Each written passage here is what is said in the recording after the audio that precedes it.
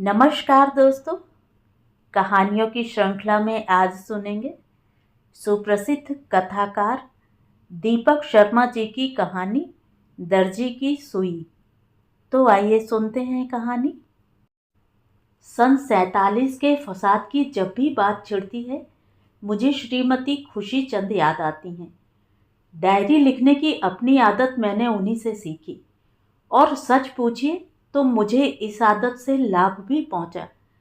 एक तो डायरी लिखने से घटनाएं लोप नहीं होती और दूसरे डायरी में दर्ज होते समय घटनाओं के तथ्य अपनी विलोढ़न शक्ति से अलग हो जाते हैं और करारी से करारी चोट भी अपना डंक खोने लगती है।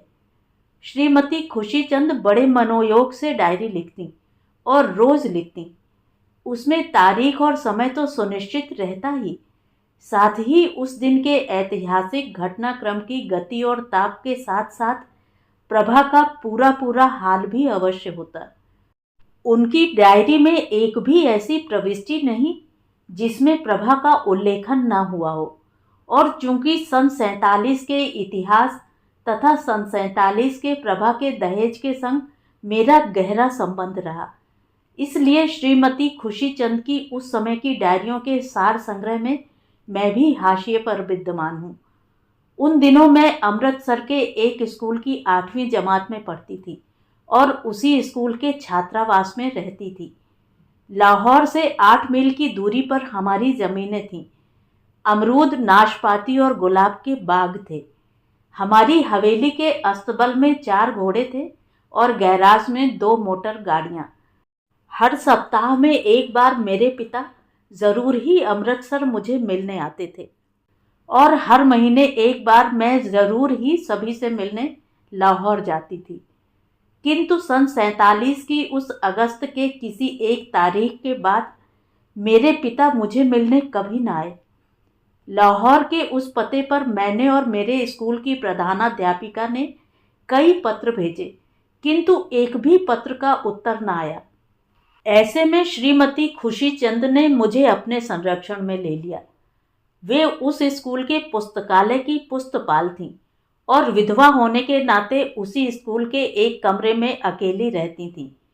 उनकी इकलौती बेटी प्रभा सरकारी अस्पताल में नर्सिंग सीख रही थी तथा वहीं अस्पताल के आवासीय क्षेत्र में रहती थी। स्कूल की मेरी फीस के एवज में श्रीमती खुशी चंद ने मुझे पुस्तकालय में काम दिला दिया और छात्रावास की फीस भरने की मेरी असमर्थता को देखकर वे मुझे अपने कमरे में ले आईं। मैं जानती हूँ मुझे हानि या चोट पहुँचाने की उनकी मंशा कभी न रही और न ही मैं यह कह सकती हूँ कि उन्होंने मेरा अहित अथवा उपकार किया। और यह भी सच है कि मेरे साथ बरती गई उनकी सख्ती अलल टप्पू तथा संयोगजन्य थी। अपनी प्रभा के संग उनके प्रेम की उपज थी, किंतु उन दिनों की मेरी दुख तकलीफ ने उनके लिए मेरे मन में एक कड़ी तह तो जमाई ही। स्कूल के बाद जिस समय मेरी सहपाठिनें गपियाती अथवा खेलती, तैरती अथवा सोती, मैं श्रीमती खुशी चंद की निगरानी में उनके पुस्तकालय पर रहती। पुरानी किताबों को पंक्तिबद्ध सूची में रखती। कुछ पर मैं दफ्ती चिपकाती तो कुछ पर पारदर्शक रेखण कागज। नई किताबों की कार्ड सूचिका भी मैं ही तैयार करती और उनकी सूची बनाकर उन पर नई जिल्दें भी मैं ही बांधती। थक टूट कर जब मैं पुस्तकालय से लौटती तो श्रीमती खुशी चंद मेरे आगे प्रभा के लिए तैयार किए जा रहे दहेज का कोई ना कोई सामान बिछा देती। उनके कमरे में मेरे खिसकने से उनके हाथ का काम बढ़ भी गया था। मेरे निजी सामान को अपने प्राधिकरण में देखकर वे उसमें प्रभा के अनुकूल आवश्यक रद्दोबदल करने लगी थीं। छात्रावास की मेरी शैया लोहे की कमानी से बनी रही थी और मेरे बिछौने के गद्दे की ऊंचाई पूरे 5 इंच रही थी। समय पाकर श्रीमती खुशी चंद ने उस गद्दे को खोल डाला था और उसकी रुई 2 रजाइयों में बांट ली थी। रजाइयों के खोल भी उन्होंने मेरी चादरों और पलंग पोशों से तैयार किए थे मेरे संग। सिलाई की मशीन न होने के कारण सारी सुईकारी हाथ से ही की जाती। प्रभा के सभी कपड़ों के बखिए और घेरे मेरे जिम्मे रहते। उसके दुपट्टों को गोटा और किनारा भी मुझे ही लगाना पड़ता। हाँ, रजाई में तागा डालते समय वे जरूर मेरे साथ समायोजन दिखाती। एक सिरे में वे तागा डालती तो दूसरे सिरे में मुझसे तागा डलवाती, शायद रजाई की बेहतरी के लिए। और जब 22 मार्च सन 48 की तिथि में प्रभा का विवाह संपन्न हुआ तो श्रीमती खुशी चंद ने बेहिचक मेरे बक्से में रखा मेरा जेवर प्रभा को पहना दिया। मोतियों की माला, हीरे के कर्णफूल, पुखराज जड़ी अंगूठी और सोने की 4 चूड़ियां। प्रभा की शादी के बाद श्रीमती खुशी चंद नई सनक पोसने लगी। प्रभा के नए घर के लिए वे सामान जुटाएंगी। पुस्तकालय बंद होते ही अब वे रोज बाजार करने निकलती और कुलीगिरी के लिए मुझे संग ले लेती। कितनी तो वे तेज चलती और कितनी तो वे दुकानों पर जाती। एक एक चीज का भाव 4-4 दुकानों से पूछती। एक बार एक दुकानदार ने 4 सड़क छोड़कर पड़ने वाली अपनी पहली छोटी दुकान पर रखी एक लोहे की बाल्टी उन्हें 4 आना कम कीमत की बताई तो बस घुमा दिया उन्होंने मुझे भी।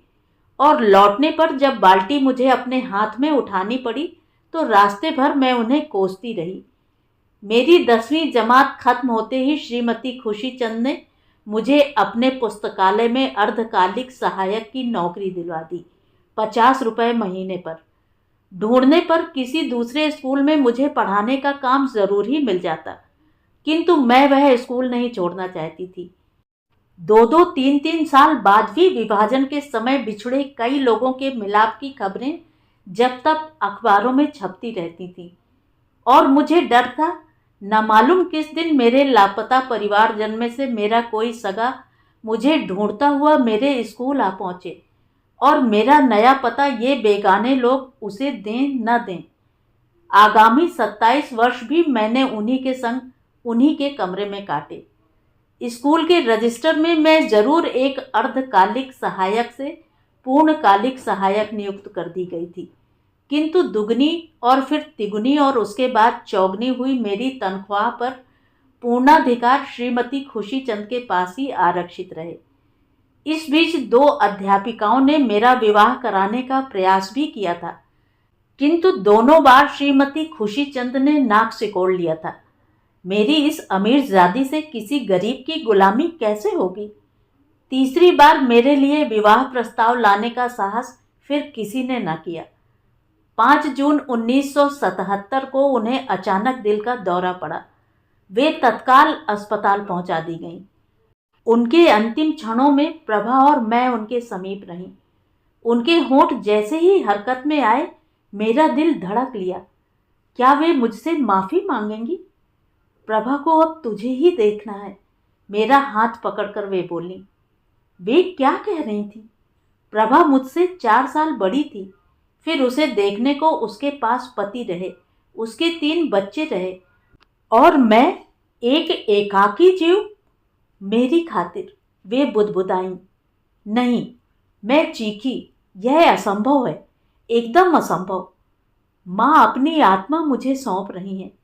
मेरे कंधे पर अपना सिर रखकर प्रभा बिलखने लगी। अंततः उनका कहा बेकहा न गया। उनकी डायरियां जब मेरी नज़र से गुजरी तो मैंने जाना वे स्कूल के अपने इस कमरे में आने से पहले नरक भोग चुकी थी। अपने पति की वे विधवा न थीं, परित्यक्ता थीं। प्रभा के जन्म के बाद उनके पति ने दूसरी शादी कर ली थी। स्थायी रूप से अपने मायके रहना भी उन्हें अस्वीकार्य रहा था। वहां माँ उनकी सगी न थी, सौतेली थी। दोनों दिशाओं की सम्मुख हवा को झेलना जब उनके लिए असंभव हो उठा था तो उन्होंने धर्म परिवर्तन का आश्रय लिया था और इस स्कूल में आ टिकी थी।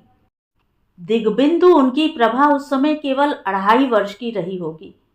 स्वावलंबन के लिए श्रम साधित उनकी लगन देखकर स्कूल में उनकी टिकान स्थायी कर दी गई थी और 69 वर्ष के अपने जीवन के 48 वर्ष उन्होंने इसी स्कूल के अपने कमरे में बिताए थे, दर्जी की सुई की मानिंद, अपनी आंख की पुतली प्रभा की खातिर। आप इसे डायरियों का तंत्र मंत्र कहें या टोनहाई कहें, लेकिन प्रभा गवाह है।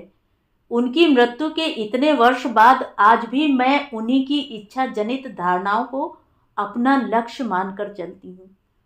तो ये थी कहानी। कहानी आपको कैसी लगी कमेंट करके ज़रूर बताएं। और अगर मेरे द्वारा सुनाई हुई कहानियाँ आपको अच्छी लगती हैं और आप मेरे चैनल पर पहली बार आए हैं तो चैनल को सब्सक्राइब ज़रूर करें, लाइक करें और अपने दोस्तों और परिचितों में शेयर भी करें। बेल आइकन दबाना बिल्कुल भी ना भूलें। धन्यवाद।